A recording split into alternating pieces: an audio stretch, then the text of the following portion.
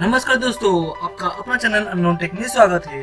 आज हम जानेंगे यूआरएल सर्विस के माध्यम से कंट्रोलर फंक्शन के नेम के बाद .php का एक्सटेंशन कैसे ऐड करते हैं।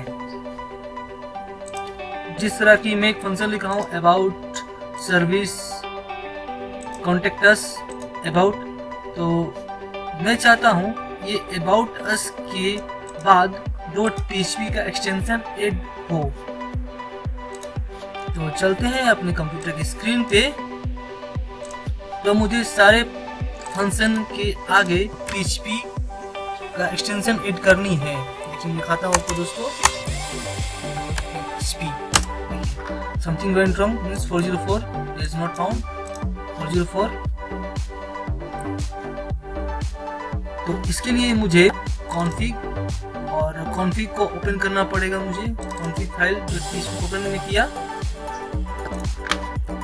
इस जगह पे config URL suffix, इस जगह पे मैं HTML.php भी या फिर कुछ भी कोई भी एक्सटेंशन को आप ऐड कर सकते हैं। मैं डिफॉल्ट .php को मैं दिखाता हूँ करके आपको। .php ऐड कर दिया, इसे मैं सेव किया अपने कीबोर्ड से .php। देखिए दोस्तों, .php का एक्सटेंशन मैंने ऐड कर दिया, एरर नहीं शो किया। और फंक्शन ऐड करता हूँ सर्विस .php। देखिए दोस्तों, .php भी एक्सटेंशन मैंने ऐड कर दिया। फिर मैं दिखाता हूँ आपको contactus.php। ठीक है दोस्तों, .php का एक्सटेंशन मैंने ऐड कर दिया। दोस्तों, ये वीडियो कैसा लगा? वीडियो पसंद आए तो लाइक और शेयर के साथ साथ मेरे चैनल को सब्सक्राइब करना ना भूलें। धन्यवाद।